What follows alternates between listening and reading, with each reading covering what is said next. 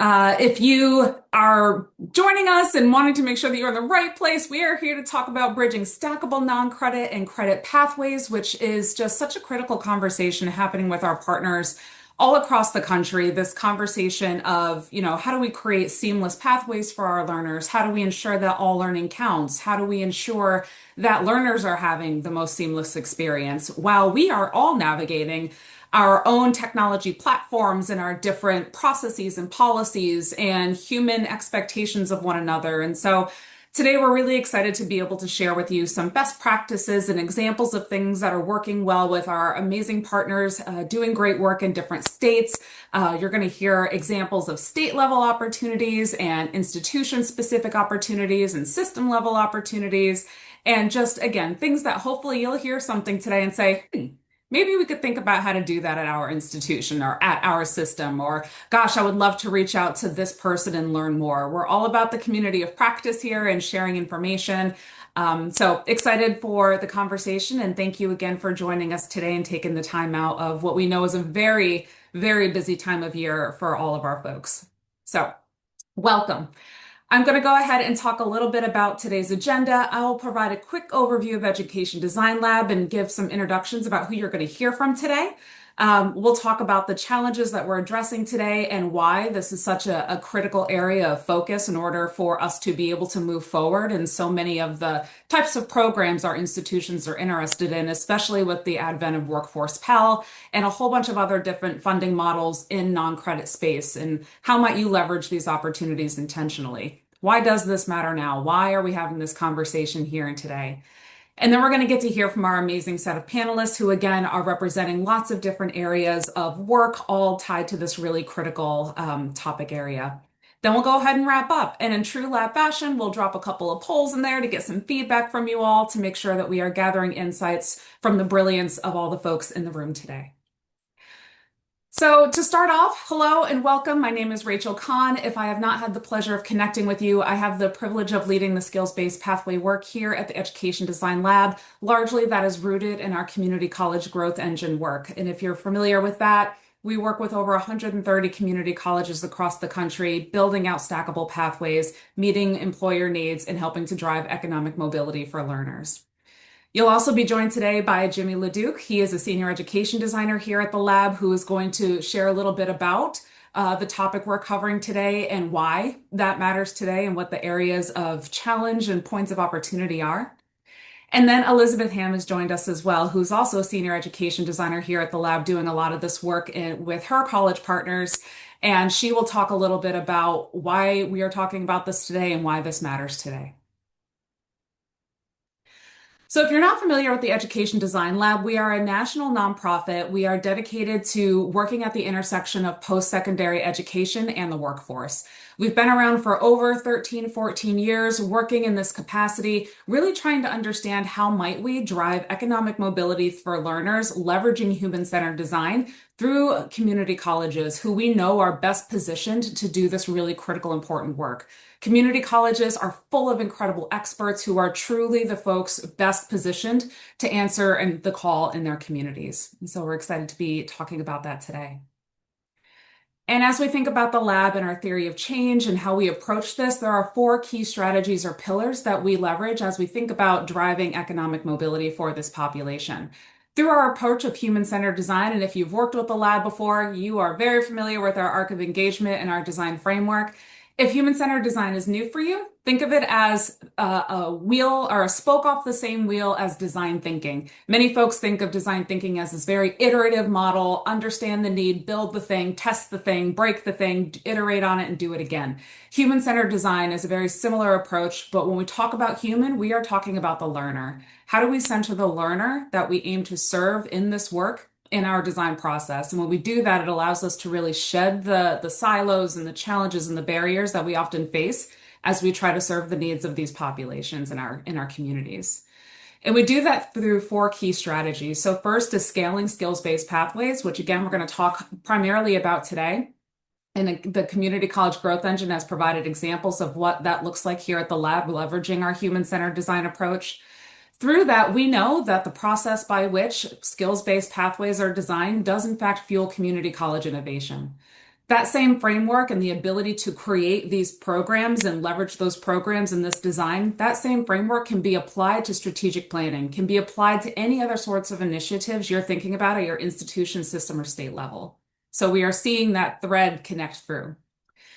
Through our work, we're also unlocking regional and rural talent ecosystems. We understand that in the state work that we do and where you all live and exist, there are different needs for different types of populations, right? What is needed in an urban center is going to look a lot different than what's needed to be successful in a rural area. And so it's critical that we design talent pipelines with a really intentional framework of serving those populations.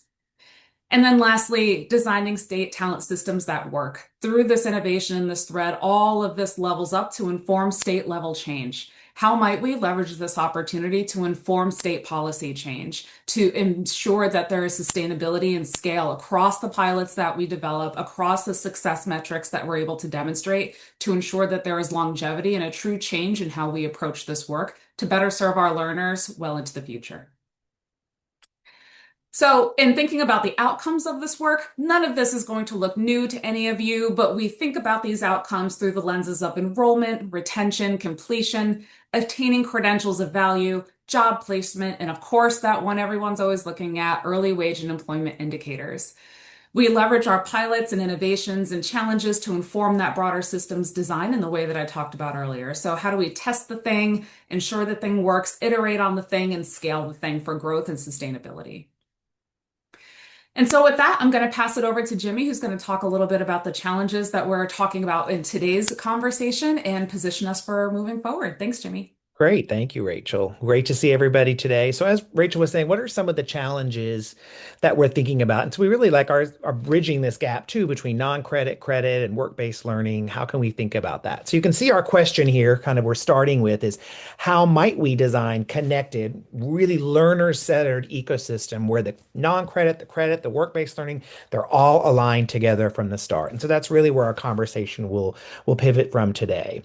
So you can see from that question, so that again, all the learning counts, right? It matters for everybody, no matter what step you're starting, whether you're starting on the non-credit or the credit side, it all works together.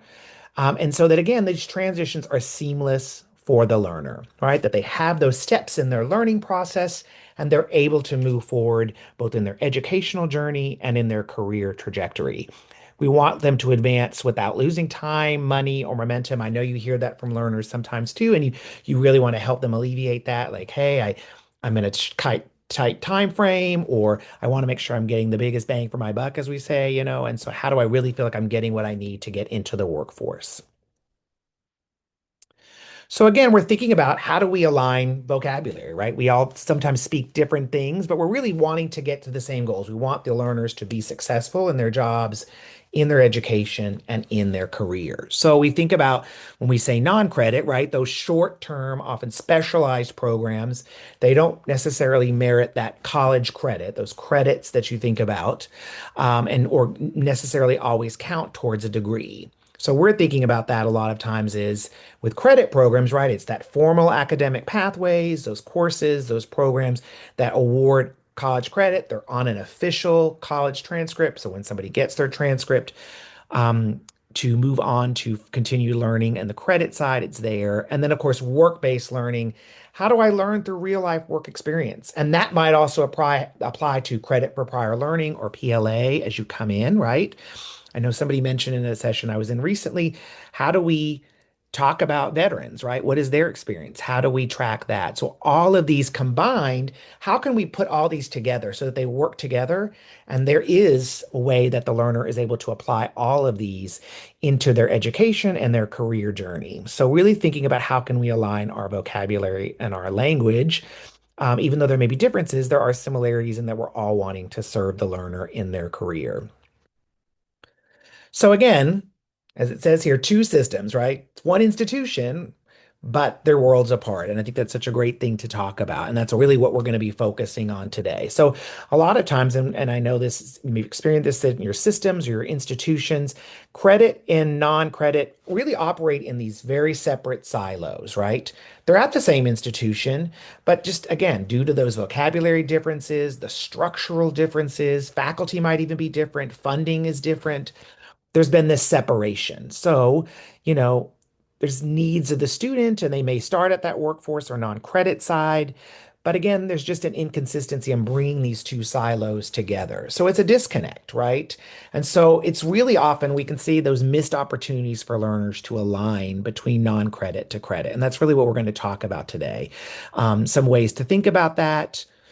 So again, what's the impact for learners when that disconnect happens? There's not really a clear pathway defined from a non-credit to a credit program. So if they complete a non-credit certification, they may not know the path to move towards the credit side or how that applies. So if they can work together, you retain learners who can move from each. And so learning completed in a non-credit doesn't often count towards a degree. So how can maybe we think about blending those two? And often there's that limited access to financial aid, which we'll talk a little bit later, right? How that some things are changing with that. And there's often fewer supports. Not every support is available or visible to a learner in the non-credit side. So a learner on the credit and the non-credit side may have very varied and different experiences at your institutions and in your system. So how can we think about kind of bridging that gap as well and really allowing a great learner experience so they have their self-determination, their growth, agency, and belonging is clear both on the non-credit and credit side. So just some biggest changes I would say that we can think about for students in their college experience. Here's some, learners. We think about some things here that selected career pathways, thinking about accessible information, flexible options, affordable. So how can we improve that college experience? And so when we look at some of these statistics and numbers here, programs that connect, people want, whether that's on the non-credit or credit side, they want good jobs or careers. So what they're studying, they want to align, right, to that work and to their future career trajectory. And they do want it to be affordable, flexible. What time are these classes offered? What's the modality they're offered? And it's clear and easy for me to say, okay, I can start here. What's my next step? What's that trajectory for me as I move forward? And you can even see some great quotes here as well from different learners as well. So again, how do we really make sure we're centering the learner and really bridging that gap so it is that clear, seamless transition as well. And I'm going to pass it on to Elizabeth now. Thank you so much, Jimmy, and thank you for building that context for us as we really dig into this important work. And so, our this next element of the conversation is going to be why does this matter? And so, what we know about the workforce is that it continues to change. After COVID-19, things shifted in our workforce, and our economic ecosystems and our colleges have really had to change, right? The way that we thought about offering services to students in order to really meet the workforce demand. And so as the workforce is evolving, there's a growing demand for these short, flexible, workforce-aligned programs with clear return on investment for both the learners and the employers. The learners and the employers expect that they are ready for the job, ready for entry into the job, and have faster pathways to employment. And so, in response to that, colleges are expected to understand how to deliver career-connected pathways, offering stackable employer-aligned programs that are both accessible and visible through things like learner employment records and clearly communicate cost, time, and outcomes as we work to integrate both the non-credit and credit programs. And so, this is really an actionable conversation today that's really going to help us talk about why this is important and how our partners in institutions, regions, and systems are creating these solutions within their own ecosystems. Another element of the importance here is the introduction of Workforce Pell. And so considering how Workforce Pell will contribute to the funding of these short-term programs, we can see that when looking at the state accountability metrics, that it is expected that Workforce Pell or that these programs will lead to recognized stackable portable credentials. And this conversation between non-credit and credit is a critical aspect of how we can get there. And so as we look at the community colleges and think about what their role is in this ecosystem, there are a couple of elements that are really important that the colleges must show. So Dharma, if you'll go ahead and go to the next slide, that would be great. So the colleges, as a part of the Workforce Pell expectations, colleges must show that programs document stackability, portability, and transfer into credit-bearing programs, and that colleges need to have written policies showing how short-term credentials connect to further education.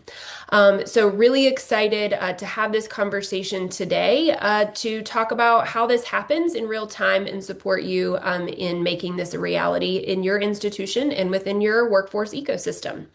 So before we get started with that, we would like to know a little bit more about you and about what is most challenging for you right now as it relates to non-credit and credit alignment at your institution or your system or your organization. So what you'll see populate on your screen in just a few seconds is a quick poll question, and we would like for you to take just a second and consider what is the most challenging aspect of this alignment at your institution?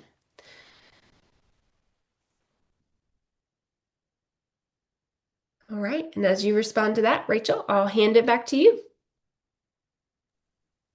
Fabulous. Thank you so much. We'll give folks a minute to think through that before we hop into the next phase here. We love a poll question here at the lab. And yeah, as folks, if you're thinking about things or things are occurring to you, you want to share something, please feel free to leverage the chat. Even if you just have a thought or if you have a link to a resource or something you'd like to share, we certainly welcome that. Again, this is an opportunity to share best practices and learn from one another. So please consider yourself part of that conversation. Noah, thank you so much for putting that piece in the chat. Totally agree with that. And so, yeah, I think this is such a great opportunity to bring together folks from a whole bunch of different contexts across this ecosystem. So please use the chat to learn from each other as we go through the piece of it today.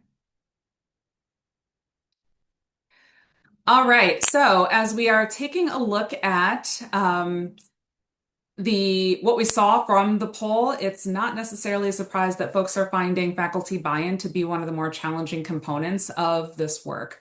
And one of the things that we see when we have this conversation is that faculty just don't necessarily understand how their role fits into this conversation. And the fact of the matter is we absolutely need faculty expertise in order to do this well, right? They are the subject matter experts helping to do this program design. They understand all of those pieces. And so it's critical to have them as part of the conversation and that they understand how their expertise plays a role in this.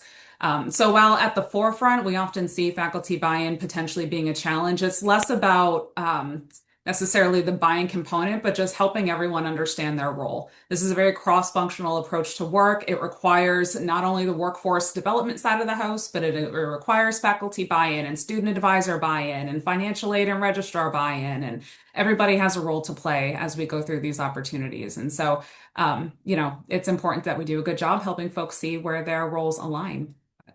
And then again, not surprising, employer engagement is a challenge. Policy barriers, governance, and data were all pretty equal. I think the interesting component is that folks see these are pretty evenly split. So it's not necessarily a surprise. Everyone is experiencing these challenges probably in some capacity, and we all probably could have chosen each of these in some form or another. So.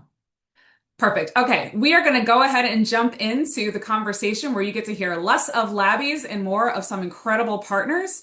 So what we're going to focus on today is how are colleges, regions, and systems addressing this challenge and what has that looked like in best practice?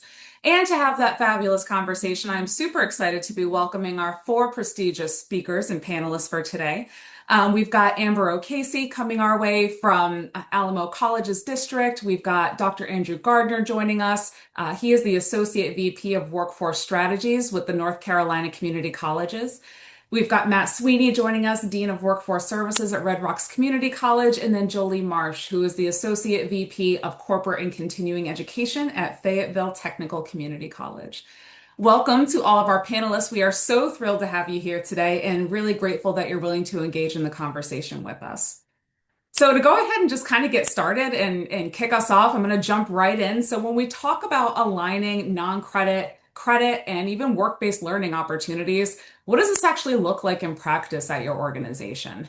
And I'm going to start by asking Amber to go ahead and kick us off with a response to that one. All right, thank you. So Alamo Colleges is a large community college district in San Antonio with 5 independently accredited colleges, and we have over 89,000 learners. So we're a really big place. And for over 6 years, we've developed an ecosystem that's grown into a skills lab team and many college and district-wide partnerships. Then we've developed guiding documents to create structure across the colleges. Those include a micro-credential procedure guide and a digital badge taxonomy. And then for our micro-credentials, they vary by structure, offering, and delivery. So they can be credit-bearing or non-credit bearing. They can be standalone or integrated in a course, and they can be available in any modality. And then most of our micro-credentials represent in-demand durable skills. We don't award digital badges that are for participation only. And then as of today, we've created 162 badges and have integrated at least one badge in over 10,000 course sections. We've documented much of this work in insight briefs that are publicly available, and I'll post a link to that in the chat. But I hope that gives you a sense at least of how our ecosystem is working at Alamo. Perfect. Thank you so much, Amber. And I'm curious, you are one of the pioneers in this space. Alamo Colleges has a great reputation around badges and micro credentials. And thanks, Noah, for dropping that link in the chat. The insights briefs from Alamo are fantastic. So definitely highly recommend checking those out if you haven't seen them already. Would you be able to also just share a little bit about how did you get folks on board with the idea of badges? How did you create buy-in around the idea of badges as this credential of value in this space? Is something that is fairly new and something that folks sort of struggle to see value in? So we really focused on the durable skills, right? We did a lot of communicating, a lot of socializing, and a lot of really selling the idea of why digital badges are valuable. And one of the game changers for us was talking to faculty about how they're already teaching these skills in their courses, right? They're already teaching critical thinking. They're already teaching oral communication. It's already there, but it's not visible. And so our badges can make that visible and highlight the work and honor the work that they are already doing and give learners that bonus evidence of those skills while they're earning credit. And so really framing it like that for faculty members was a game changer for us in getting their investment in what we were doing. Yeah, I love that note just about, this is already happening. It's just a matter of having to make it visible and assigning some language to it. So really appreciate that nuance. Jolie, did you want to add some examples just from your perspective at Fayetteville as well? Sure. So Fayetteville Tech is in North Carolina. It is the fourth largest institution, public two-year institution in the state. We serve around 30,000 students annually. On the short-term workforce side, which I oversee, we serve anywhere from 5 to 7,000 a week. And we serve a large military population because our college is right outside of Fort Bragg. So I'm looking kind of at the chat, and I'm going to go in on a few things within the chat of how we address non-credit to credit.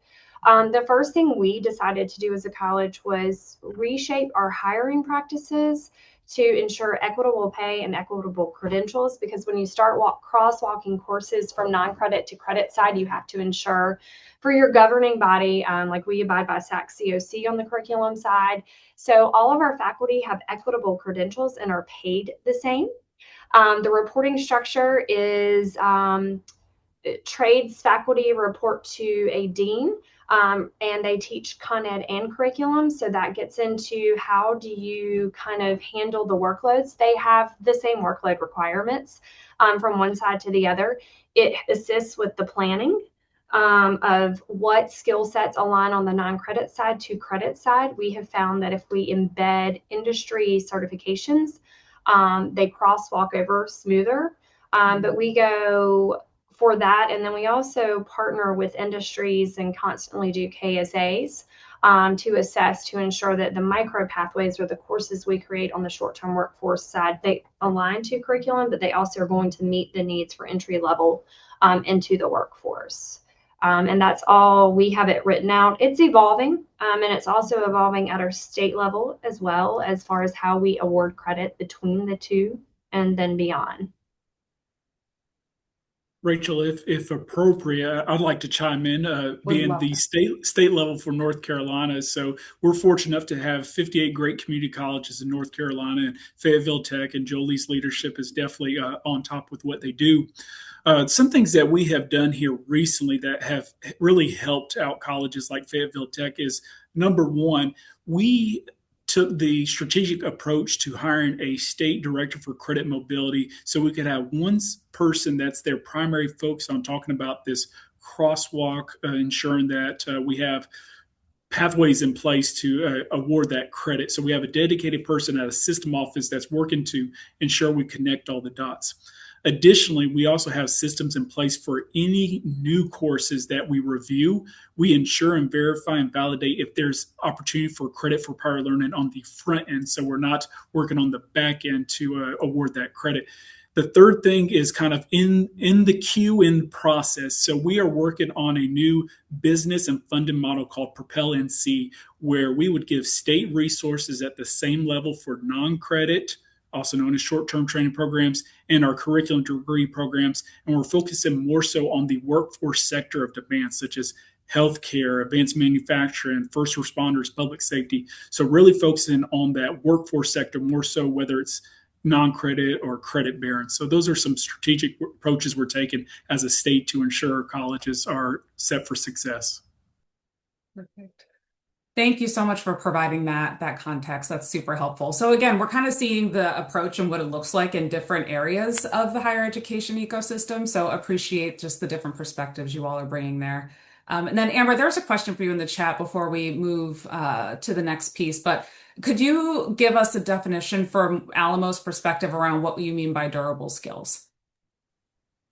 Yes, so we really focused on the Education Design Lab competency framework for durable skills. And that's where we started. They're employer validated. So we were able to get that additional buy-in from faculty, and we really have scaled that.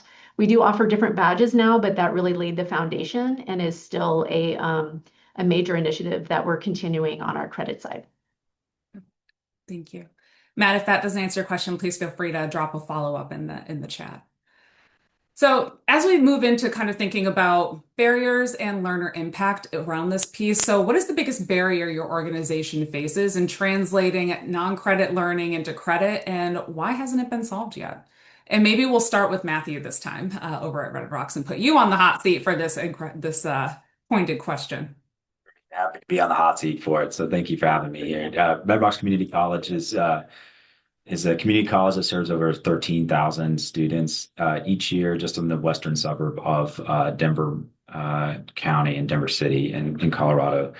And our biggest challenges are structural, as everyone's kind of speaking to today. Sometimes it's governance, sometimes it's policy, sometimes it is agreement and incentive, or behavior and incentive with our faculty team members. So for Red Rocks and kind of what we're experiencing and understanding is that there is strong kind of commitment from our executive leadership team to embed things like non-credit course development and delivery into faculty contracts.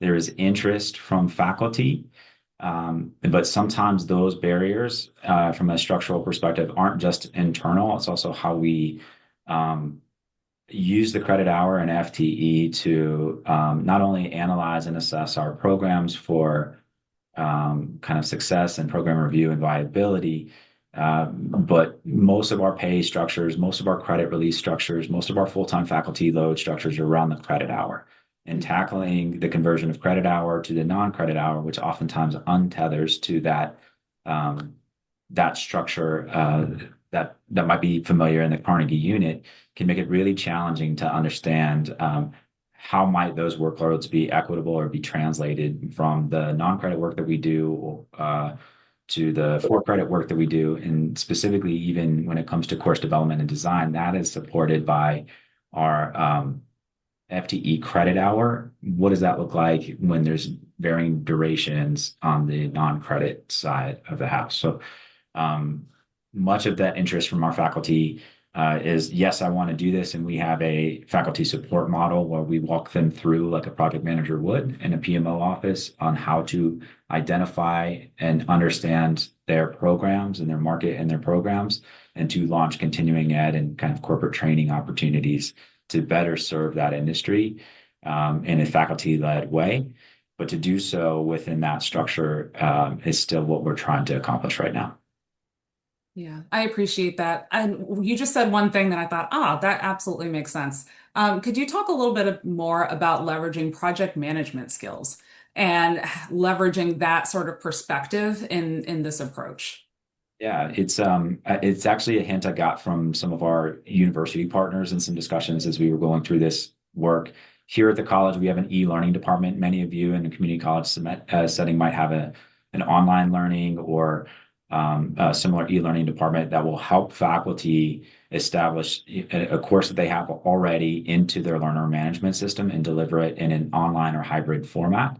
So similar to that structure that operates like a project management office or a PMO that has tools, knowledge, technique, and templates that can support faculty through the process of identifying which of these sorts of courses, programs make the most sense for their populations, both the learner population and their industry partners, and to be able to walk them through those tools and techniques to design and deliver it themselves, and create an incentive structure that allows them to see the risk and reward that comes with offering continuing education courses. And that reward can be an incentive structure for encouraging or enticing the development of new activities outside of this governance structure that has it as part of the job and still kind of keeps it as in addition to the current work of the job. I love that framing. I think that is a really cool approach. And I think Fuses like that really, it's the opportunity to thread the needle across different silos and really have that matrix approach to program management, project management, and change management at an institution. So I really, really appreciate that. Amber, did you want to share a little bit about how are we thinking about barriers within your organizations and why hasn't it been fixed yet? Yes, and so for us, a lot of the barrier shows up in that divide that Jimmy was talking about earlier between the credit and non-credit systems. And so we're offering micro-credentials on both sides. And so we're having to essentially manually jump between the systems in order to be in this silo or the other silo. And we're doing this in order to create a smooth experience for learners, right? So for them, it's an appearance of a smooth experience, but on the back end, we're like a duck, right? We're like frantically paddling underwater in order to try to make this happen with the systems that we have. And so, one example that we have is we offer healthcare micro-credentials that are micro courses that are non-credit to international nurses. And then we offer those same badges to our current nursing students. And essentially, we had to take the micro courses and create badge modules to offer the same micro credentials in different ways on the opposite systems, right? But essentially, it's the same micro credentials. And so essentially, we're working with the systems that we have in order to just ensure students have that positive experience, but it's not smooth on the back end yet, maybe one day. One of the other things that we're hoping to do, right, looking to the future, is we want to implement an LER, and we're really looking at the feasibility of that for us. Because I'm hoping, or in my mind, right, like the LER can create that central hub where the credentials can be stored in one place for the learners. They can be owned by the learners and ideally shared with HR systems eventually. And so we have been participating in the LER Accelerator Grant, and they have a lot of resources. So I'll post that in the chat if I can. But essentially, they have a ton of resources out there for anyone who's looking to implement an LER if you're exploring that. Thank you. And so as we think about barriers as in this space, and again, this is not going to be a surprise to the folks in the room, but sometimes it's just nice to hear out loud that I am not the only one dealing with this, right? Like sometimes it's just nice to not feel so alone as you're navigating some of these challenges. But you're hearing that there are system barriers in terms of tech stacks and actual integration of technology platforms. That is a critical challenge. And boy, if I sit in rooms with cross-functional teams of folks and the financial aid person is pointing at the workforce person who's pointing at the registrar person because something's not working and why is this so slow and how come we haven't gotten an email back on this? Everyone's doing their best, right? I think like that's the other key component of this is everyone is doing the best that they can with the tools and resources that they have. And so as frustrating as this can be, assuming best intent in that, to give folks a little bit of grace in these really challenging moments is also just really critical. But I mean, as these folks just were kind enough to describe, this is a challenge all over the place. And I don't think anybody's really figured out the perfect silver bullet to answer these questions. And so then you've got the learner experience piece of it too, right? What is the learner seeing, feeling, experiencing, and how are we creating a seamless experience so that when they have one experience at your institution, they want to continue to come back, and that the trajectory for them is really clear. They don't have to jump through a bunch of hoops in order to understand where they stand at your institution or within your system. And if they want to move within your state, that they know how to do that and that it's clear to them. So appreciate those insights from both of you. And speaking of the learner perspective, want to talk a little bit about where are your learners losing time, money, or momentum when it comes to moving from the non-credit to credit space, right? And some of that is leaning into what you just talked a little bit about, but like what are those pinch points that you're experiencing? And then what are y'all doing to fix that? And Matthew, I'm going to start with you. I would say like if it's not already been implied now, prior learning assessment policies, credit for prior learning assessment policies, oftentimes are the ligaments that put these bones together. And for many in different states or different institutions, they might be more mature or less mature in those policies. Sometimes when you understand that as a backdrop, and that is the tool that we are oftentimes using to migrate a non-credit learner into a for-credit space. Now, when they're designed on the front end, there are opportunities like in the state of Colorado here with our PLA process, there is a opportunity called the Faculty Evaluated Workplace Training option in credit for prior learning in PLA. What that allows a faculty member or subject matter expert to do is to evaluate curricula for alignment to outcomes. And through that alignment through outcomes, we can craft an agreement that makes the process so much smoother for learners moving from one space to the other. So that's a setup to answer the question directly, which is they're losing time, money, and oftentimes having to complete a program and then go through our prior learning assessment process, which isn't necessarily housed oftentimes in workforce departments or even at this institution, primarily in the academic affairs department, but in our student affairs department. And through that department, we use a series of foreign stacks, reviews, as subject matter experts to connect, and there's a communication structure that has the learner first identify what they can test out of, using what policy to ping to academic affairs, who is the chair of the dean of this work, then to kind of come back and say, yes, that qualifies, and then to set up whatever that test is. If it's a challenge exam, if it's a portfolio, or whatever process might be used. That process, because everyone is doing their best and it can be challenging, creates all sorts of different additional barriers and steps for learners.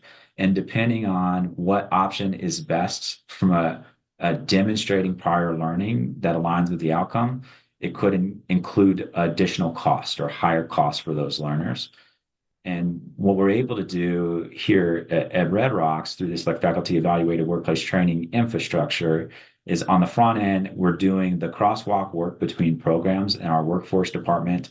And then one example is our early childhood education department, where our faculty member had already done a lot of crosswalk work with an existing apprenticeship program in our regional area.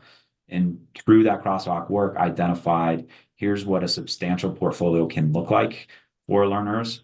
And for those learners to be able to use the mechanism of non-credit to apply for the process of testing out of multiple courses, and then having the faculty member as a mentor evaluate those portfolios in a non-credit space, can now say, instead of portfolios for each individual courses of 3 credits or 4, now with this kind of infrastructure, it allows for the awarding of credits up to 12 credits, and the process for the learner is that they can transition into our institution with 12 credits of momentum before they start from an apprenticeship program or workforce program.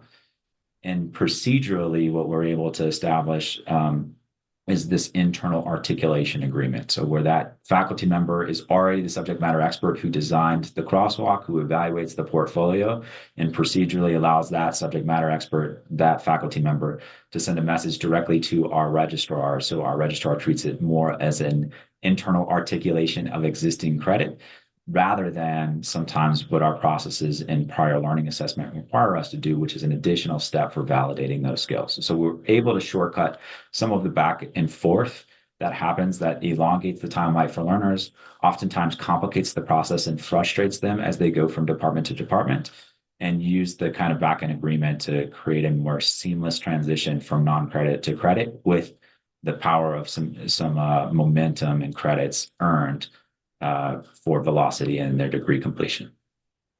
Velocity. Excellent work. Yeah, thank you for that, Matt. I think, one of the other things too is a lot of it is predetermined. It's done before the learner even begins that experience. So they're not starting from scratch each time having to have this conversation with folks and evaluate this piece for the first time. So appreciate that. Any of our other panelists want to offer some insights about where are folks losing time, money, and momentum? I'll just add a couple real world examples of problems and solutions that some of our colleges are doing to address some of these issues. So we're seeing many of our colleges move to what we call a united or one college model. So their student services teams are really set up in place to serve both the short-term training student or the long-term degree. One strategic thing that has taken place is as they see individuals come in from out of state, they recognize that they may not qualify for in-state tuition. For short-term training, there's no in-state or out-of-state tuition. So they're able to potentially, while they're establishing their residency, enroll them in the short-term training programs that directly align or in parallel with existing curriculum credit programs so that they can continue their progression in the programs while getting a reduced rate and continuing their program. They also offer the same strategy for individuals that may have lost federal financial aid for some reason or another, and they will not stop out. So they take them off of what's called the purge list and work to help them continue their journey. So that's one strategic approach. The second one I'll highlight is having a close working relationship with your General Assembly, your politicians, so that legislation explicitly states that a non-degree, non-credit pathway is just fine for that program. We've done some legislation for early childhood education that allows individuals to explicitly take it on the non-credit side and can crosswalk it over to serve that industry. So I think from a policy and political level, I think it's important to be engaged to mitigate the barriers in a system. I appreciate that, Andrew, and I appreciate the call out to policy and leveraging legislation too. I think that's another area where not everybody feels empowered to be able to have and lead those conversations. So being able to reach out to someone like you within their higher ed office or at the system level to say, hey, what is the opportunity to leverage legislation and to get something in writing from that level and leverage that to drive the development of those connections. So thank you for that. And so thinking about, again, so we talked a little bit about the barriers and the challenges, and everybody said, yep, these are the problems that we're having. You've heard some examples of best practices. And there are folks in the chat who are asking for some examples for different things. So panelists, if you have links or resources you're willing to share, feel free to drop them. Or of course, we will send a follow-up email with the recording and all of that from today's conversation. And we're happy to include the links in that as well.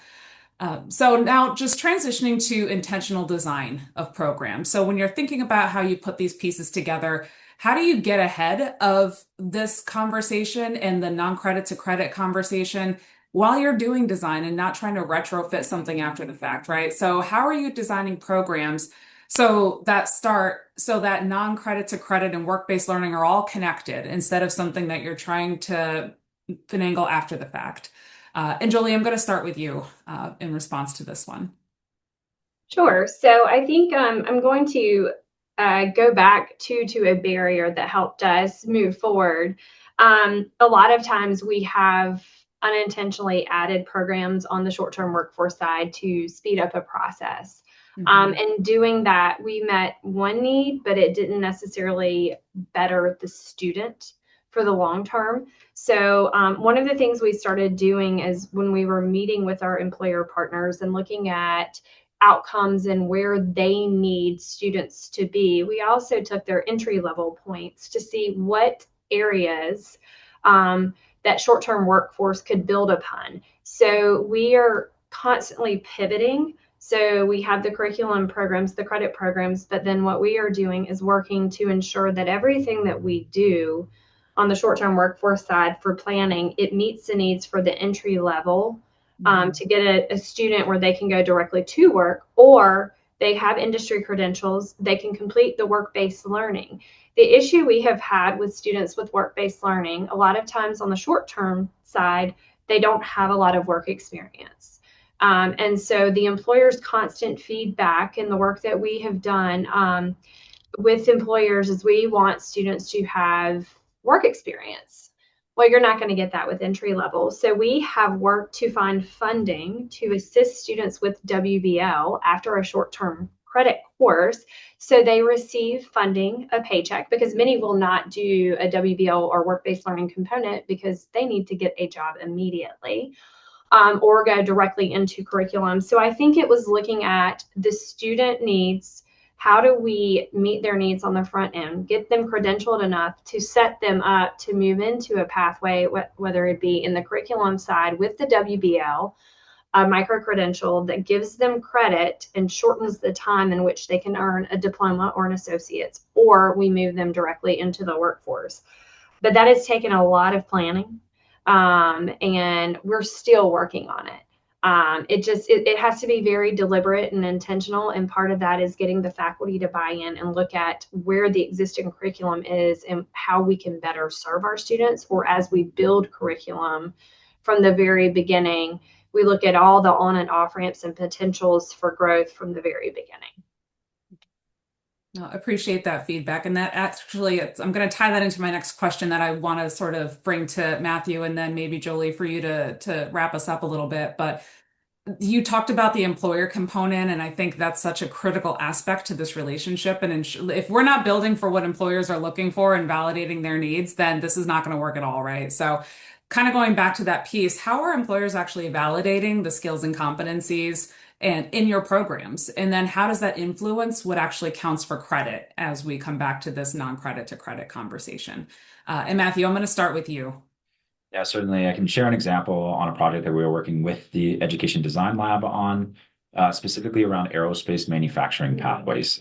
We have some funding around. So we convened a terminal short-term kind of advisory board of not just industry representation, but business intermediaries. So our local manufacturing extension partnership, for example, is in that one as well. And with these intermediaries, we were able to leverage through monthly meetings with them in this first year, the framework of the talent pipeline management system to start on the the demand side of what those needs are. So we had 5 pathways that we had heard and wanted to develop. We took that to our industry partners and said, in these 5 pathways, what are the most critical occupations that exist in there? They helped us identify 6 critical occupations, and 2 of them included, or at least one of them included an occupation, precision machinist, for which we have an existing program. The remainder of them had occupations that we had either gaps or not full programs for. So once they identified those critical occupations, we broke it down into knowledge, skills, and abilities and walk them through validated knowledge, skills, and abilities and industry certifications that start to align to that based off of this work.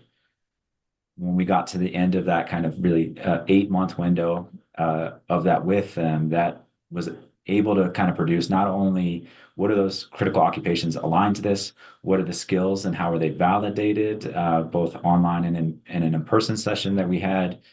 And then certainly that started to kind of parlay into the human-centered design work that we're doing with the EDL right now that is focused on the learner and that learner journey or the supply side of this work that helps us understand, well, now we know employers have validated our existing precision machining AAS with some small tweaks to skills that might have been updated and they wanted to see in there. Helped us identify those critical occupations in these 5 pathways that we are on the path of building and updating with the education design lab in the human-centered design approach. So that's really one way on the front end that we've done that beyond just the traditional like CTE advisory board input process. Fabulous. Thank you for that example. And Jolie, I'll come back to you to wrap up with that question as well, just sort of thinking about the employer engagement piece and how does that influence what credit means in the conversation of non-credit to credit? Sure. I think in previous years, we would give a survey and get feedback from advisory committees. And that checked a box, but it really did not move us to where we needed to go. So again, with our planning, and much like Matthew alluded to previously, getting employer feedback from the beginning on job descriptions and where they expect different levels of students to be at the completion of a 2-year or with the short-term workforce credential. But another thing that we have tried to do here is invite employers to come into the classes to meet our students and the students showcase the skill sets that they have. Some employers are more willing to do that than others. Others are more willing to take on students through WBL, the work-based learning aspects, and internships. And through those, we have found invaluable responses to how our students are performing in the workforce, and we have been able to adjust and adapt.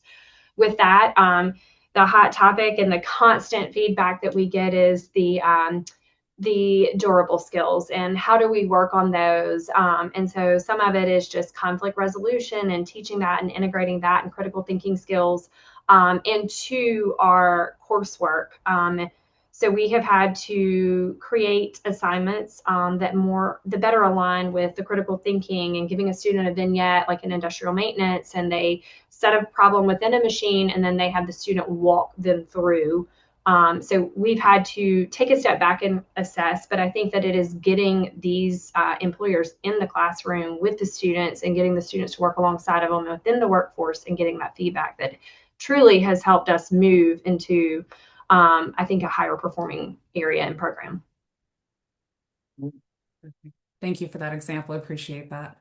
And as I knew it would, this hour is flying by. So I'm going to jump to a question, really, Andrew, and this one's probably most closely aligned with your perspective and area, but zooming out and thinking about systems and policy and scale and some of those pieces, what needs to change from a policy, systems, or funding perspective to make this work at scale rather than these sorts of amazing pilots that we're hearing about, these, we made it work here and it's working really well, but we haven't necessarily figured out how to scale this model within our institution or to scale it across our system or within our state.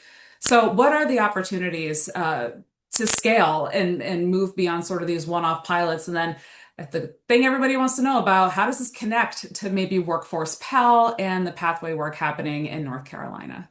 Cool. Big So question.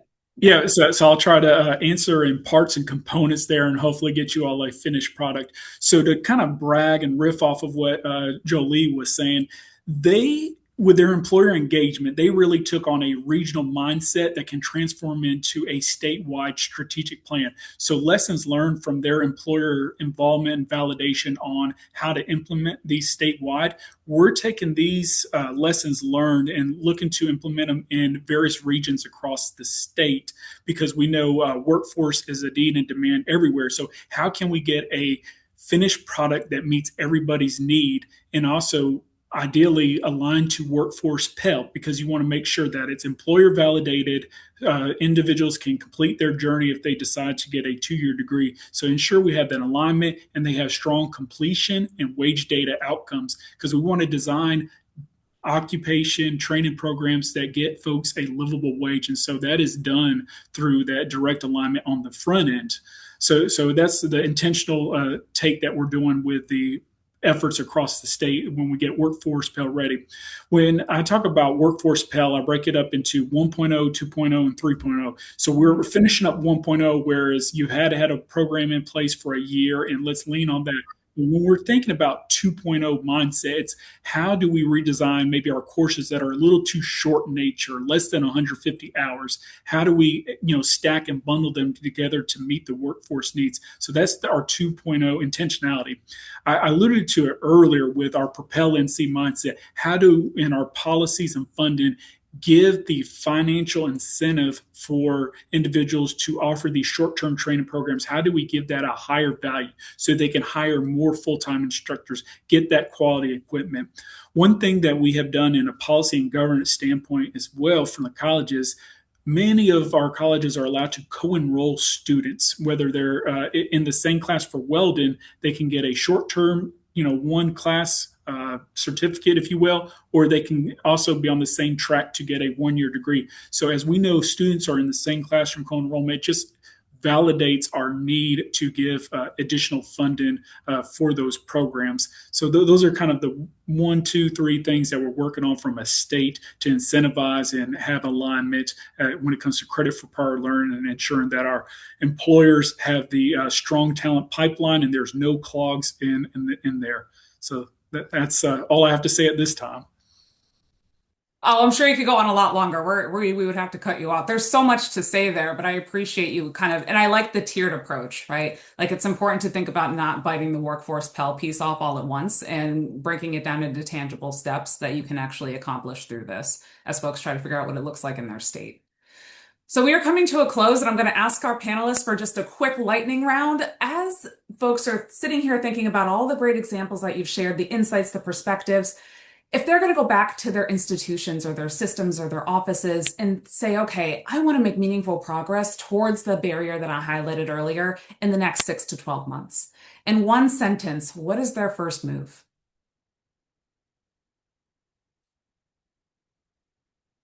What is the first thing that someone should do to address areas of concern and barriers as it relates to non-credit to credit alignment at their institution or within their system?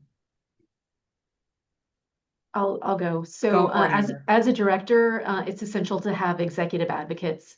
And so find that leader who understands what you're trying to do and get them invested to help you make that change. Fabulous. Thank you. They evaluate and understand kind of the glue that creates these latticed pathways between non-credit and for credit. The glue is your PLA or credit for prior learning policy, both at your local institution and at your state level. The other is industry-based certifications, which oftentimes can serve as easier currency in latticing from non-credit to credit. So that would be my suggestion. What do you think, Andrew? I'm not going to be redundant. I think our folks have hit on all the key points. And I'm being mindful of our 3 o'clock time too. I'm not going to be the reason for putting us in overtime.